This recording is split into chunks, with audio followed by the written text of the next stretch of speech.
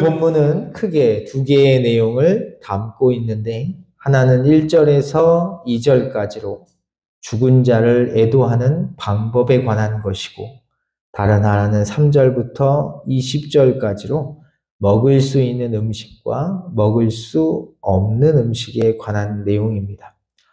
먼저 죽은 자를 애도하는 법에 관한 내용을 살펴보면 다음과 같습니다. 죽은 자를 위하여 자기 몸을 베지 말며 눈썹 사이 이마 위에 털을 밀지 말라. 이스라엘 백성들은 죽은 자를 애도할 때 자기 몸을 베지 말고 눈썹 사이 이마 위에 털을 밀어서는 안 됩니다. 왜 그렇게 하면 안 되는지 그 이유는 1절의 시작 부분을 보면 분명하게 알 수 있습니다. 너희는 너희 하나님 여호와의 자녀이니. 이스라엘 백성들이 죽은 자를 위해 자기 몸을 베면 안 되고 눈썹 사이 이마 위에 털을 밀어서는 안 되는 이유는 바로 그들이 하나님의 자녀이기 때문입니다. 이 말을 바꿔 말하면 죽은 자를 위해 자기 몸을 베고 눈썹 사이 이마 위에 털을 미는 행위는 누가 하는 거라는 것입니까? 하나님을 믿지 않는 이방 민족들이 하는 애도법이라는 것입니다. 쉽게 말해 이런 것이죠. 이스라엘 백성들아, 너희는 하나님의 자녀이니 하나님의 자녀가 아닌 이방 민족들이 하는 방법을 따라 죽은 자를 애도해서는 안 된다는 것입니다. 그리고 이는 이어지는 2절에서 보다 분명하게 드러나죠. 너는 내 하나님 여호와의 성민이라. 여호와께서 지상 만민 중에서 너를 택하여 자기 기업의 백성으로 삼으셨느니라. 하나님께서 너희 이스라엘을 이 땅의 모든 민족들 중에서 선택하셨기에 너희는 거룩한 하나님의 백성이다. 그러니 이방 민족들의 풍습을 따라서는 안 된다는 것이죠. 이어서 3절부터 20절까지는 먹을 수 있는 것과 먹을 수 없는 것에 관한 목록이 등장합니다. 그리고 그 목록은 크게 3개로 나눠볼 수 있는데, 이렇게 나누는 기준은 땅, 물, 그리고 하늘입니다. 먼저 4절부터 8절은 땅에 사는 동물들 중에서 먹을 수 있는 것과 먹을 수 없는 것이 무엇인지가 나옵니다. 그리고 6절에 그것을 구분하는 기준이 나오죠. 짐승 중에 굽이 갈라져 쪽발도 되고 새김질도 하는 모든 것은 너희가 먹을 것입니다. 땅에 사는 짐승들 중에서 먹을 수 있는 것은 굽이 갈라진 동시에 새김질을 하는 것들입니다. 5절은 이에 해당되는 것들이 어떤 것들인지를 보여주죠. 만약 둘 중에 하나라도 충족시키지 못하면 그것은 먹을 수 없습니다. 예를 들어 낙타와 토끼, 사방 같은 것들은 새김질은 하지만 굽이 갈라지지 않았기 때문에 먹을 수 없습니다. 반대로 돼지의 경우는 굽은 갈라졌지만 새김질을 하지 못하기 때문에 먹을 수가 없습니다. 9절과 10절은 물에 사는 짐승들 중에서 먹을 수 있는 것과 먹을 수 없는 것들에 관한 내용입니다. 물에 사는 짐승들 중에서 먹을 수 있는 것 역시 땅에 사는 것들과 마찬가지로 2가지 조건을 모두 충족해야 합니다. 물에 있는 모든 것 중에서 이런 것은 너희가 먹을 것이니 지느러미와 비늘이 있는 모든 것은 너희가 먹을 것이요. 물에 사는 것들 중에서 먹을 수 있는 것은 지느러미도 있고 비늘도 있는 것들입니다. 만약 둘 중에 하나라도 없다면 그것은 먹을 수가 없는 것이죠. 이어서 11절부터 20절까지는 하늘에 사는 것들 중에서 먹을 수 있는 것과 없는 것이 무엇인지를 보여주는데, 그 기준이 19절에 나옵니다. 또 날기도 하고 기어다니기도 하는 것은 너희에게 부정하니 너희는 먹지 말 것이니라. 다시 말해 하늘을 나는 동시에 땅에서도 기어다닐 수 있는 새들은 먹을 수가 없다는 것입니다.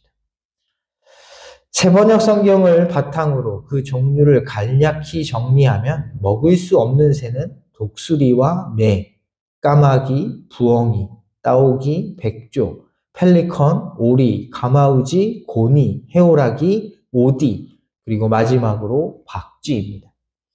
이 외에 모든 새들은 다 먹을 수가 있습니다. 이 외에도 이스라엘 백성들은 스스로 죽은 짐승은 먹을 수가 없습니다. 다시 말해서 앞에서 제시한 기준에 부합해서 먹을 수 있는 짐승이라 할지라도 스스로 죽은 것은 먹을 수가 없다는 것입니다. 이유가 무엇인지 혹시 기억나시나요? 고기가 먹을 때 어떻게 해야 된다는지에 대한 규정에서 살펴봤듯이 스스로 죽은 것은 하나님께서 정하신 의식에 의해 도축된 것이 아니기 때문에 먹을 수가 없습니다.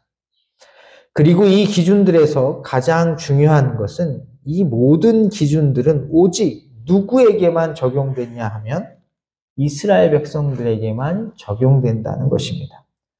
21절을 보면 이렇습니다. 그것을 성중에 거류하는 객에게 주어 먹게 하거나 이방인에게 파는 것은 가하니라.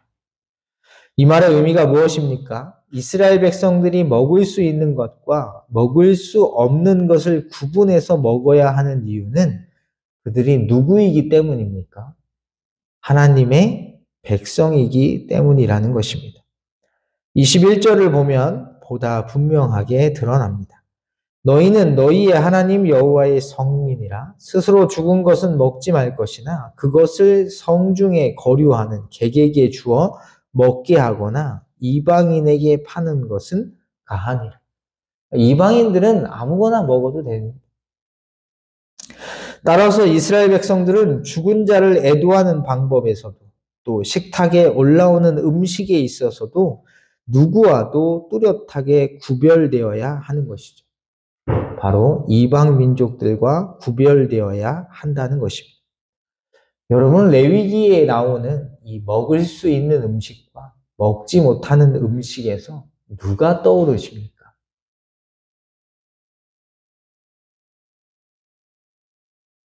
아담과 하와입니다. 왜 먹어야도 되고 먹으면 안 되는지는 그냥 하나님의 기준입니다. 너는 내 백성이기 때문에 하나님이 정하신 기준에 부합된 삶을 살아야 합니다. 하나님께서 택하셔서 하나님의 거룩한 백성이 된 자들은 그들의 삶 속에서 하나님을 믿지 않는 자들과 뚜렷하게 구별된 삶을 살아가야 한다는 것이죠. 그리고 이는 비단 이스라엘 백성들에게만 요구되는 것이 아니라 오늘을 사는 우리들에게도 동일합니다. 왜냐하면 우리 역시 하나님의 은혜로 예수 그리스도 안에서 하나님의 자녀로 선택을 받았기 때문이죠. 에베소서 1장에 보면 이렇게 되어 있습니다. 곧 창세전에 그리스도 안에서 우리를 택하사 우리로 사랑 안에서 그 앞에 거룩하고 흠이 없게 하시려고 그 기쁘신 뜻대로 우리를 예정하사 예수 그리스도로 말미암아 자기의 아들들이 되게 하셨습니다. 때문에 사도 바울은 고린도전서 10장 31절에서 이렇게 권면합니다. 그런즉 너희가 먹든지 마시든지 무엇을 하든지 다 하나님의 영광을 위하여 하라. 이 말씀을 꼭 기억하셔서 주어진 삶 속에서 하나님의 자녀로 이 세상과 구별되는 거룩한 삶을 살아가시기를 주님의 이름으로 간절히 소원합니다.